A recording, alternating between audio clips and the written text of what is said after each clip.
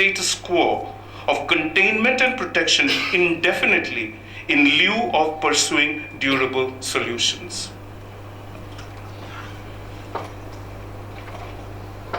I have always had a problem with this attitude and express my reservations accordingly at various forums. I take issue here at various levels. First, on a legal philosophical plane, such a global response has been a highly selective one, tantamount to an abdication of responsibility in disregard of legal standards and mechanisms previously established to meet similar situations. In the present case, priority has been accorded to containment of the crisis within the territorial boundaries of Bangladesh through a protection narrative with no feasible plan to pursue two main avenues of durable solutions. That is, voluntary repatriation to Myanmar and/or resettlement in third countries. The focus rather has been to convince Bangladesh to continue hosting an alien population for a period ostensibly temporary but not specifically defined. I argue that such definition has eluded all because no pressure, moral or legal, has in any meaningful way been made to bear upon Myanmar, primarily by its key regional allies, in introducing a constitutional reformation internally, as would assure due citizenship status to the ethnic Rohingyas, thereby creating favorable conditions for their return to their homeland with a promise of sustainable rehabilitation and reintegration. My second concern is with the price of protection being paid by Bangladesh at all levels: societal, developmental, environmental, and national security. Population spillover and leakage from the camps into the host community are realities now. Human trafficking, drug peddling, and sexploitation is becoming commonplace. The price to be paid in the long run, therefore, is of a serious disruption to societal balance resonating on a larger national security and regional plane. Furthermore, the burgeoning asylum-seeking population, maternal health, childcare, education, social services, sanitation, accommodation, ecological balance, etc., become focal issues of concern for us on a daily level. With time, a reprioritization of intervention initiatives is bound to take place. This in turn risks a narrative shift from protection to rehabilitation and state settlement in place, thereby pushing the focus away further from conventional modes of durable solutions. Indeed, the apprehension is that any argument for pursuit of durable solutions may, with the efflux of time, be rendered redundant. The provision of basic services to the asylum seekers is undeniably necessary for and commensurate with the temporary protection Bangladesh is willing to provide. The prospects of this, however, taking on the complexion of a development and integration agenda for the donor community and the United Nations is alarmingly real but avoidable still. Urgent preventative action is key here. The longer Bangladesh is made to host such a population, the greater the chances of a narrative change from protection to settlement in place. Settlement in place বলতে বলছে যে আমাদের দেশে তাদেরকে settle করতে হবে। দুটো পন্থা আছে, তিনটে পন্থা বলে। প্রথমটা হচ্ছে ভলান্টারি রিপ্যাট্রিয়েশন, তারা নিজেদের দেশে ফিরে যাবে ভলান্টারিলি। আরেকটা হচ্ছে settlement in a third country, যদি অন্য কোনো দেশ নিতে রাজি হয়। থার্ড অপশনটা হচ্ছে যে দেশে ফার্স্ট অ্যাসাইলাম দিয়েছে তাদেরকে আমরা হোস্ট করতে থাকবো ফর অ্যান ইনডেফিনিট পিরিয়ড। সেটাকে সেটেলমেন্ট ইন প্লেস আমি বলছি। I am wary of arguments that are occasionally placed forward to weave or accommodate the Rohingya factor into our development agenda, and therefore advise on extreme caution against taking steps in that direction. It is pertinent to clarify at the outset that I draw an essential legal distinction between the terms asylum seeker and refugee. This might be a bit controversial, but I subscribe to it. It's not a mere matter of semantics, but these have distinct legal connotations from me. Asylum seeker bolbo na refugee bolbo, sheta ami explain korchi. The term refugee, I argue, bears a correlation to a formally determined legal status by reference to legal standards set out in the 1951 Convention relating to the status of refugees, read with its 1967 protocol.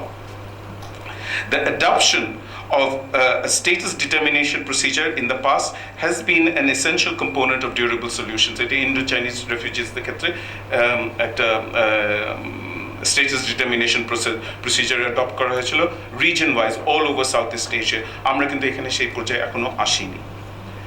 I make this distinction here to forestall any argument in particular that refugees who have been recognized as legally entitled refugee status because they fear persecution and they cannot go back to their country of origin, that refugees under emerging standards of durable solutions in international law are entitled to integration into national development schemes. সেজন্য আমি সেই বিভাজনটা করছি যে এরা refugee আমি এখন ধরবো না তাদেরকে আমি asylum seeker বলবো, which has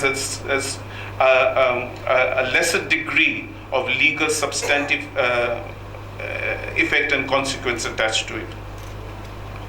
Furthermore, the very nature of the pogrom pursued by Myanmar, violent, repressive, genocidal, informed by deep-seated ethnic and religious distrust and hostility, is fertile and putrid ground for an impressionable segment of the asylum-seeking population in Bangladesh to turn towards militancy.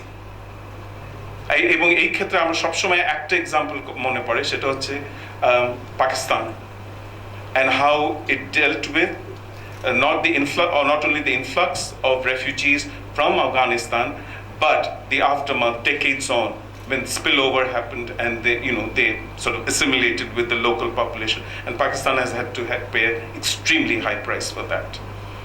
Their contingency, seriously disruptive of Bangladesh's carefully nurtured socio-religious order, must not be ruled out. আমার আরেকটা লঙ্গার term perspective আছে, এবং সেটা মিয়ানমারের দিকে না তাকিয়ে আমি আমাদের পার্শ্ববর্তী আরেকটা রাষ্ট্র আছে সেখানে যে কতগুলো ডেভেলপমেন্টস হচ্ছে রিসেন্টলি, সেটা কিন্তু একটা অশনি সংকেতের একটা আমাদের একটা ছায়া আছে। সেটার থেকে আমি এই প্যারাগ্রাফটা অ্যাড্রেস করছি। সেটা হচ্ছে furthermore, how Bangladesh ultimately deals with the Rohingya crisis will inevitably have broader long-term implications. The surge of ultra-nationalist forces elsewhere in Bangladesh's neighborhood, fed both by Islamophobia and frustration with perceived uncontrolled illegal emigration from Bangladesh, raises the specter of potentially large-scale push-ins into Bangladesh in the future, predominantly from India. Let a solution to the Rohingya crisis, that is my plea, therefore serve as a template not only to meeting but effectively deterring such other humanitarian crises. Push-ins কিন্তু from Bharat থেকে push-ins কিন্তু আমরা বহু decades ধরে কিন্তু we've dealt with. ওনারা push-in করেছেন, আমরা push-back করে দিয়েছি। তবে ন্যাশনাল রেজিস্টার অফ সিটিজেন্স যেটা আসামে ওনারা প্রবর্তন করেছেন with the blessing of the Supreme Court of India, সেটা যদি ওনারা এখন ত্রিপুরায় করতে চান, সেটা যদি ওনারা পশ্চিমবঙ্গে করতে চান, তাহলে আমাদের জন্য একটা ভয়াবহ ব্যাপার, একটা পরিস্থিতি ধারণ করবে। এবং আমাদের সবার বোধহয় একটা দিকে খুব দেখা উচিত, সেটা হচ্ছে 2021-এ যখন পশ্চিমবঙ্গে বিধানসভার যখন ইলেকশনটা হবে তখন কি হয়, এবং এবার লোকসভা ইলেকশনে the gains made by one political party are but writing on the wall, যে বিধানসভা ইলেকশনে 2021-এ কি হতে পারে। It is with that complex scenario in mind that I now introduce the fundamental tools already available in international law and practice that operate to avoid a disproportionate burden being borne by Bangladesh at a crippling cost to itself. I argue that time is ripe to look beyond the physical protection being solely provided by Bangladesh to the Rohingyas and draw on existing tools and precedents to devise a comprehensive mechanism of durable solutions. এরপরে যে কয়েকটা পাতা আমি পড়বো সেটা I'm going for if I'm given a choice যে দ্বিপাক্ষিকভাবে আমরা এটাকে সলভ করব নাকি আমরা মাল্টিল্যাটারালি আন্তর্জাতিক বা রিজনাল লেভেলে এটা সলভ করব, my preference is for the latter. We have to engage the international community on a bilateral level. এগুলো কাজ করে না এবং bilateral level কাজ করার প্রেসিডেন্টও তেমন নেই। আমি যে প্রেসিডেন্টটা এখন দেব সেটা হচ্ছে on a multilateral, regional, international concerted effort to deal with the problem and come out with the innovative solutions. And the international community has done that previously. এখন কেন করতে পারবে না সেটা আমি বুঝতে পারছি। Between 1990 and 1992, I had the opportunity to work as a legal consultant for the United Nations High Commissioner for Refugees at its Office of the Chief of Mission in Hong Kong. In 1989, and the international community had adopted a comprehensive agenda to address the ongoing crisis, legal, political, and humanitarian, created by the exodus of asylum seekers from Vietnam. The agenda contained in the Declaration and Comprehensive Plan of Action, এটাকে আমি পরে CPA বলে আখ্যায়িত করব, and adopted by the 1989 International Conference on Indo-Chinese Refugees, tied in neatly with the mandate of the UNHCR to ensure the protection of refugees and respond to refugee crisis by promoting durable solutions. The significance of the CPA lay in revealing the international community's potential for cooperation on seemingly divisive issues. Accordingly, the CPA represents international efforts at refugee crisis resolution where state initiatives at the domestic and international level become significant elements in the evolution with respect to international cooperation in the relief and resolution of the problems of refugees and the displaced. In fact, the successful implementation of the CPA during the following period, 20 বছর লেগে গেছিল কিন্তু implemented হয়েছিল, demonstrated the possibility that disparate interests of participant states could coalesce at certain point so as not only to accommodate state interests but also to protect asylum seekers in light of well-established principles of international law. Operating within the ambit of the 1951 Convention and the 1967 Protocol, the CPA regime was necessary to resuscitate a coherent and concerted response to the refugee crisis in Indochina at a time when interest in seeking durable solutions to the crisis had been on the wane. The refugee crisis in Indochina technically began, if you want to put a date, with the fall of Saigon in 1975. And this comprehensive plan of action was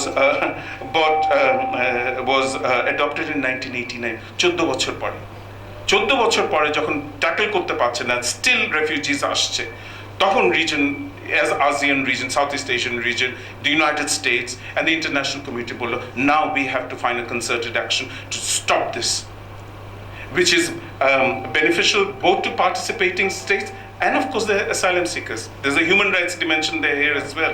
So how do we strike a balance?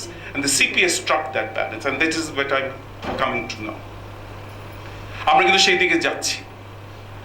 দিকে যাচ্ছি. Operating within the ambit of the 1951 Convention and the 1967 Protocol,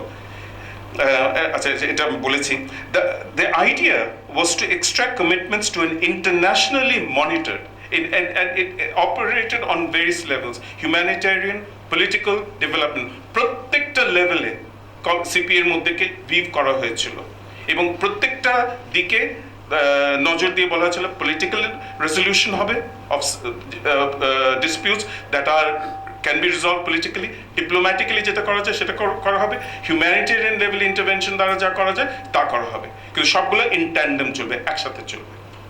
Myanmar crisis is, an ideal case for such an intervention.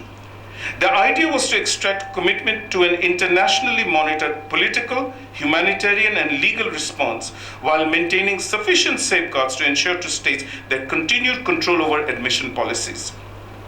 which appeared to be threatened in the late 1980s by the unabated flow of asylum seekers from Indochina. A motley collection of states were brought to adhere to the principles of protection, human rights, and orderly movement under a framework of interconnected state obligations. The obligations of any state was limited and balanced by the obligation of other participating states. As stated in the declaration that adopted the CPA, the complex problem at hand necessitates the cooperation and understanding of all concerned, and that a comprehensive set of mutually reinforcing humanitarian undertakings, which must be carried out in its totality rather than selectively, is the only realistic approach towards achieving a durable solution to the problem. The CPA regime mandated measures to deter clandestine departures from the country of origin, mainly Vietnam, but Cambodia and Laos are involved, including mass media activities and regular consultation between the countries concerned. Encouragement of regular departure. When international negotiation hobe, Myanmar ke bola jete pare, okay, you don't want these people to reside within your territories. You won't give them certain status, constitutional status, but take them back and put in place procedures for regular emigration that they can apply through various embassies to the countries of immigration, and you will facilitate them. But they have to do it while they are residing with certain protection and dignity within the territory of Myanmar. Emigrate korte dao. কিন্তু তুমি তো নৌকায় ভাসিয়ে তাকে বিদেশে পাঠিয়ে দিতে পারো না, বাংলাদেশে পাঠিয়ে দিতে পারো না। তো এটা হচ্ছে যে encouragement of regular departure from Myanmar, programs, provisions for reception and temporary refuge for new arrivals, region-wide refugee status determination procedures, resettlement undertakings for long stayers, and for new arrivals found to be refugees, and repatriation of non-refugees. State responsibility was defined by the role each state played in the movement of asylum seekers. There's obligations as to orderly departures, measures against clandestine departures, and the successful reintegration of returnees fell on the state of origin, Vietnam. এখানে ভিয়েতনামের বদলে Myanmar পড়তে পারেন। Vietnam's neighbors in the Southeast Asia region consented to grant temporary sanctuary or first asylum, exactly what we are doing now as Myanmar's neighbor, closest neighbor, one of the closest neighbors.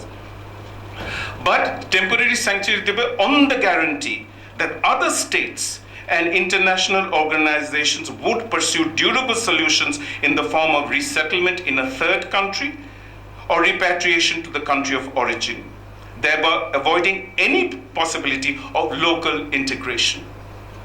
When I was working in Hong Kong, this was in the early 90s, and the question of the handover of the then British territory of Hong Kong to China was imminent.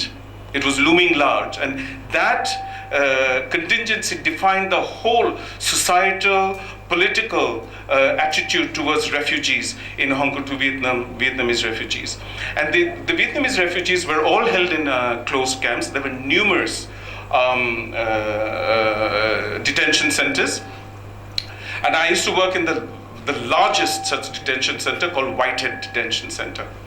Anyway, one of the compulsions from the Hong Kong authorities was that yes, we will have to abide by international standards, যে তাদেরকে voluntarily repatriate করতে দেব, আর যারা voluntarily repatriate না করে বহুত দিন থেকে গেছে তাদেরকে আমরা পাঠানোর চেষ্টা করব। কিন্তু শেষ পর্যন্ত দেখা গেছে তাদেরকে তখন কাইটাক এয়ারপোর্ট ছিল, তাদেরকে টার্মিনাল থেকে ড্র্যাগ করে করে প্লেনে ভরে ভিয়েতনামে পাঠানো হয়েছে। When the date of handover to China came, was very, very, very close. And of course, the role played by the United States. The United States had a moral obligation because of the Indochina War towards the fallout from that war. And the US the overwhelming political will came from the United States. And it was the largest country of resettlement for Vietnamese refugees who went and resettled in the United States. Then we have Canada, Australia, we had Europe as well. Japan provided most of the funding along with the United States. And the regional holding center was set up in the Philippines. Hong Kong, Singapore, Indonesia, Malaysia, probably Taiwan, সব দেশে কিন্তু refugee status determination process initiate করা হয়েছিল under the CPA. প্রত্যেকটা দেশে refugee ছিল। যারা refugee বলে গণ্য হয়েছে through that legal process যেটা আমরা মনিটর করতাম, তাদেরকে তখন ফিলিপিন্সে নিয়ে রাখা হতো in a holding center. তারপরে যে দেশ তাদেরকে রেকগনাইজ করেছে ফর রিসেটলমেন্ট, তারা সেসব দেশে চলে যেত।